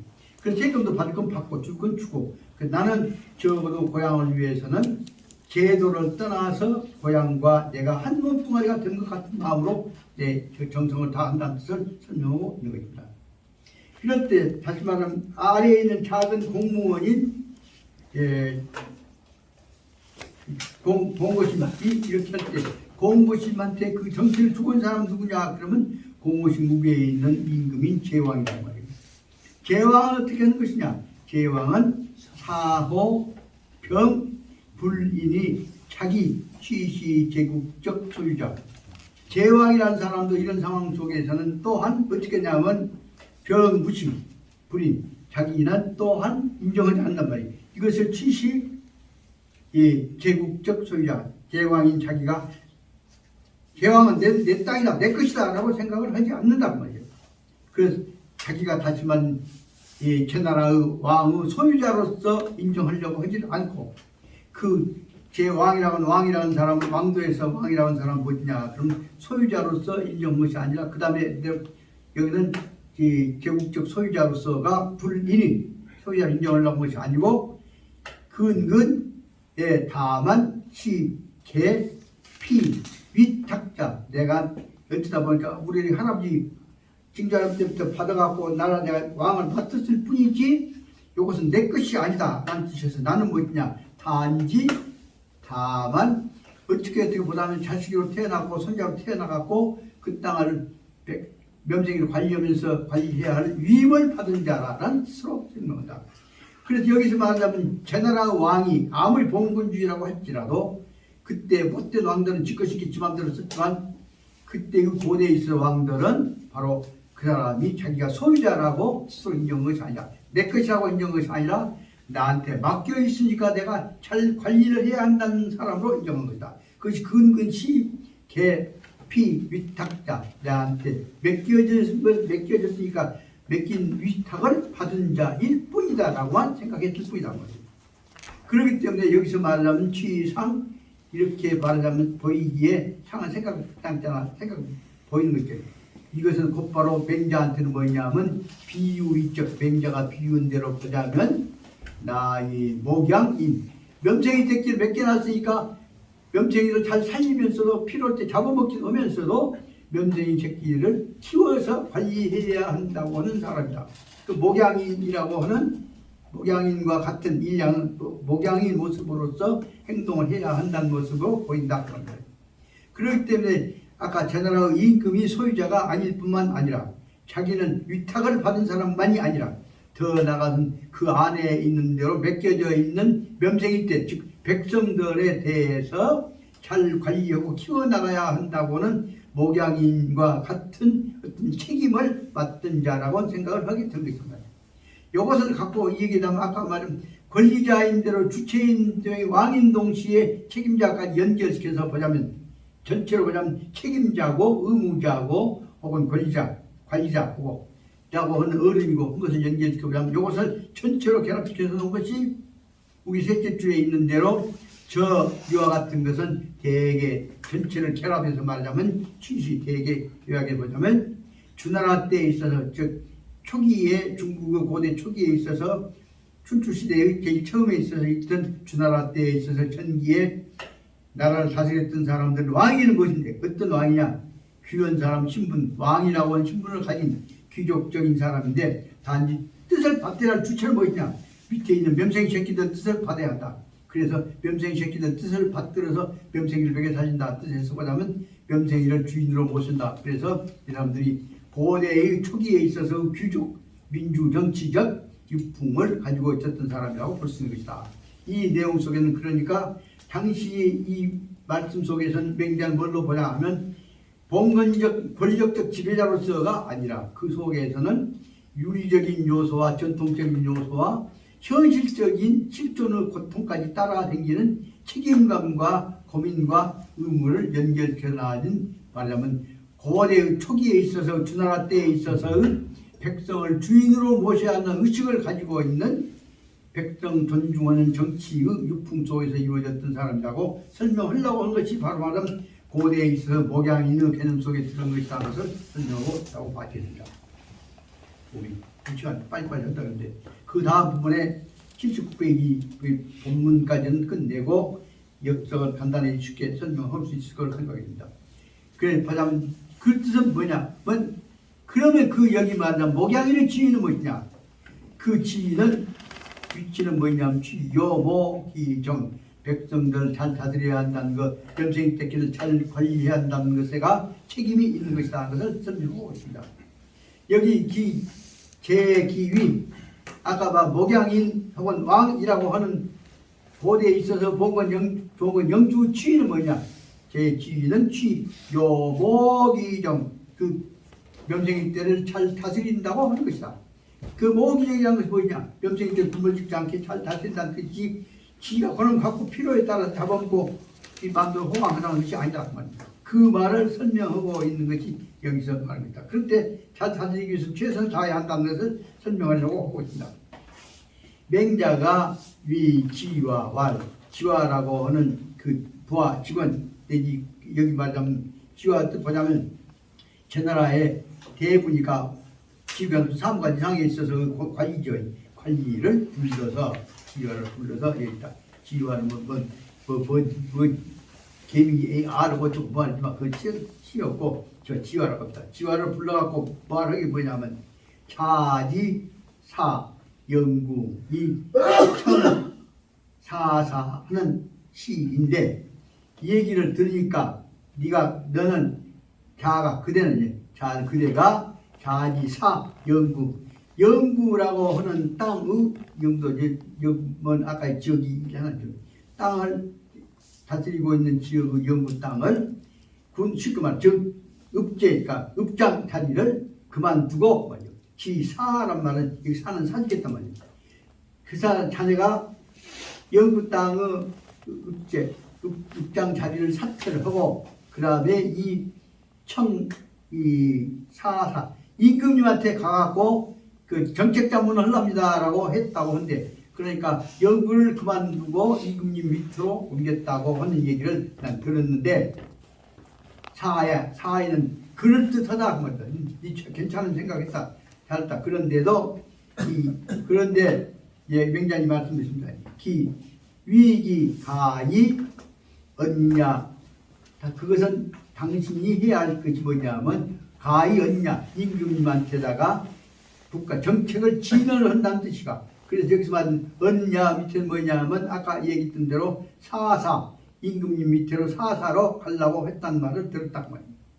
그런데 그 맹자님이 듣고 나서 이제 금기수월이 지금까지 간다는 얘기를 여러 달이 되었는데 군수 그만두고 간다고 들었는데 미가이 언여 내가 그 자리로 옮겨서 뭘 했는지에 관해서 내가 아직 들어본 바가 없다. 미가이 뭐 어떻게 지냈어? 라고 물어봤다 말이다. 그러니까 지화가 대답을 한 말이 지화는 간우왕 임금님한테 여러 가지 진언을 했는데 간은 정책을 진언한 거죠.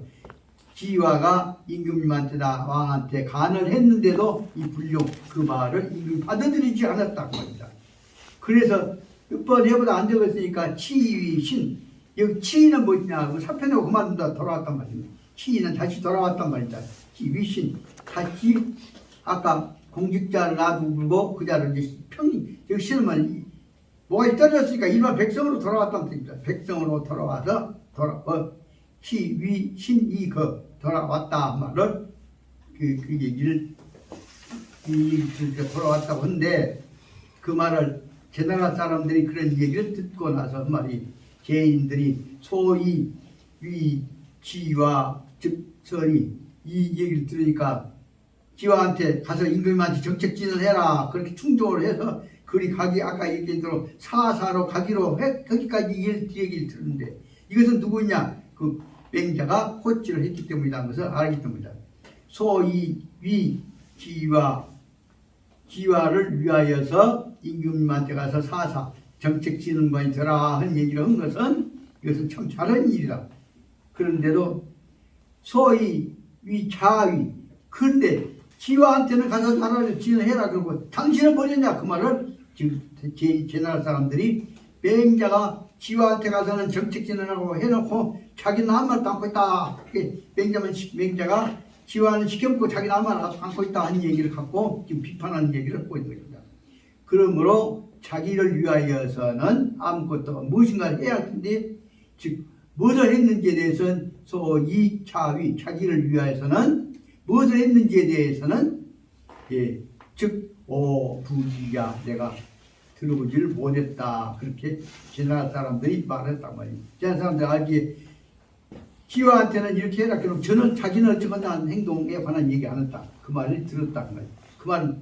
그 말을 듣고 나서는 맹자의 제자인 공도자가 이고 맹자님한테 보고를 했다. 말 들으니까 이런 말이 있을 때다 선생님은 위에서 아무 말 안 했다면서요. 그러니까 그 말을 듣고 왈 앞에다가 맹자를 쓰합니다. 맹자가 왈 맹자 이 뜻이 분명히 된다. 맹자가 말하기를 맹자 왈 오문지야 나 그렇게 들었어. 그 말 들었지야 나도 들었다. 그런데 여기서 하나 알아둬야 한다. 유관수자 나라의 관직을 다시 말해 행정 직무를 가진 사람이요.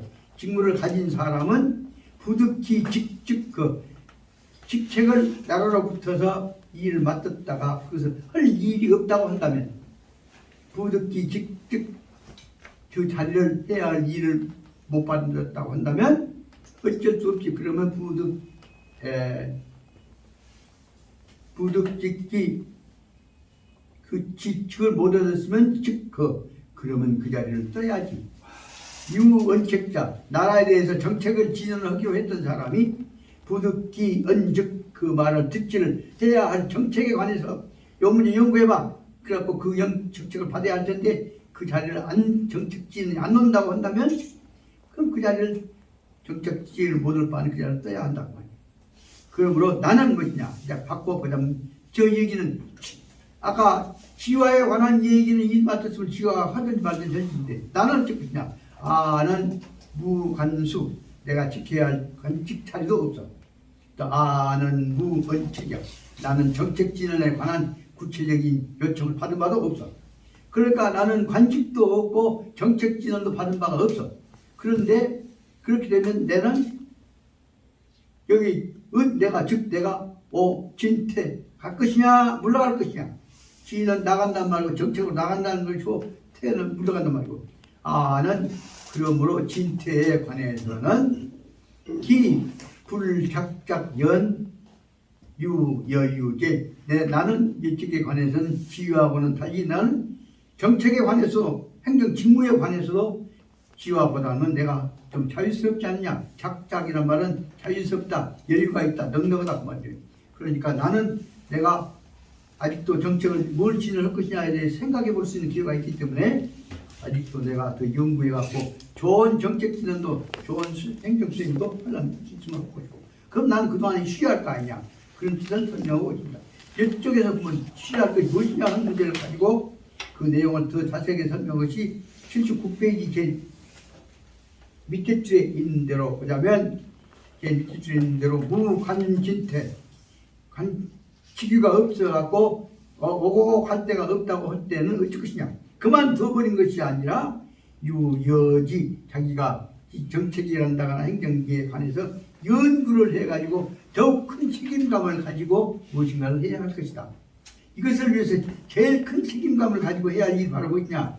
그러면 80페이지 6에서 6줄에 나와 있는 대로 보자면 소세원의 그 소세와 같이 저 넓은 들판을 아무 속박 없이 꼭 약속했던 대로 명령을 받아서 한 것이 아니라 자유스러운 마음으로 본연의 이 도인의 입장에서 들어가서 본체 자리에 들어가서 깊이 생각해 가지고 펼쳐서 해 나가야 할 것이다. 그럴 때 있어서 경경송송 더 자유스럽고 넓다고 하는 얘기는 자유스럽고 넓고 편리한 것이 아니라 오히려 이쪽에서 일생 동안에 자기가 할 일을 위해서 해야 할 철저한 자기 인생적인 책임감을 가지고 맹노부자한테 가서 맹자님한테 가서 인생을 근본도 자세 이렇게 머리 합니까를 오히려 배워야 할 것이다 내용으로 설명을 하고 있는 것입니다. 오늘 시간 관계 때문에 어디까지 한 것이냐면 79페이지 그 원문에 관한 것은 설명을 하고 그 다음에 영문에 관한 문제는 다음에 설명을 하려고 합니다. 요새 지금 지난번에 특히 우리 무덕 조카한테서 코치를 받았습니다. 딱 시간 되기 전에 그럼 기억을 쳐보려고 하지 말고 좀 5분 전에 미리 끝내갖고 한국으로 가면서 여유있게 얘기할 수 있는 기회를 갖기로 했습니다. 그래서 꼭 늦더라도 모질더라도 꼭 채우려고 하지 말고 여유있게 끝내서 마음 좀 편한 마음 갖고 내 숨도 보고 이런 데 앞으로 이렇게 해줘 그런 얘기를 코치도 받으면서 책으로 했으면 좋겠다 하는 뜻에서 오늘 그냥 기억해 안 채워 남겨놓고 여기까지 끝내겠습니다. 이것을 오늘 끝내겠습니다. 끝내겠습니다. 공수 예. 감사합니다. 능주 정암 모신 죽수원에서 우리라도 가서 그날 제사를 지내야 할 것 같습니다. 그래서 저는 그날 그쪽 저기 조씨 종갓집 보고 얘기를 좀 했습니다만은 그래서 오전에 한 12시면에 가서 정암 이제는 아니나 거기서 그냥 인사 올리고 간단히 좀 해서 끝내고 와서 거기서 능주에 있는 그 우리 항상 뵙겠던 그 식당이 있습니다. 거기서 점심을 같이 하면서 정암 제산 날 작년에도 갔었잖아요. 예? 작년에도 갔었잖아. 그렇게 그런 식으로 해서 아무리 어쩌도 이 어려운 상황 속에서 나라를 지켰던 우리 정암의 뜻을 다시 한번 의미해 가면서 5월 4일 날 그날을 간단히 여기 강의를 축하고 그날 여기서 예. 장소만 능주 죽수선으로 옮기셔가지고 예. 판단은 그런 이렇게 편하게 받아들이시면 될 것 같습니다. 간단히 그 제사 인사 올리고 나와서 그 다음에 하나부터 하면서 식사를 했으면 좋겠다. 시간을 그러면 얘기 의논해 주셔야 합니다. 그냥 강의 시간 때처럼 모여서 가시는 걸로. 그러면 능주까지 가려면 1시간은 가야 되는 그 안에 그 전날 그러니까 그러면 생일 1시간 가는 해야니까 11시까지만 하고 바로 출발하면 되겠구먼. 근데 차가 있느냐 없느냐 그것도 문제지. 그래서 수요일 강의 끝나고 목요일 날 언제 올 것이냐에 대해서 수요일 날 가능하면 저로서는 지금 그동안에 우리를 도와줄 수 있는 분이 누구냐면 남부대학이잖아요. 남부대학 조서집장님한테 부탁드려서 그 버스를 빌릴 방법이 있을 것인가 상의해 보랍니다. 그런데 되면 그것은 이제 수요일날 강의 때 목요일날 내려올 겁니다. 이가 보니까 나오라면 되지.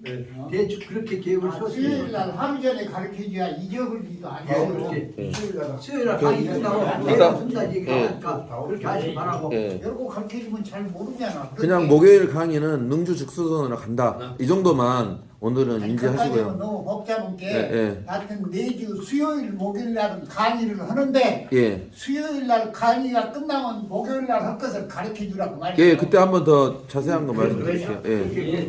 수요일날 강의 끝나기 전 해산하기 전에 전에도 좋고 그때 목요일 계획에 관해서 홍보를 하고 있습니다. 그리고 그 안에 그런 대로서는 저 남부대학의 고영기 설립자님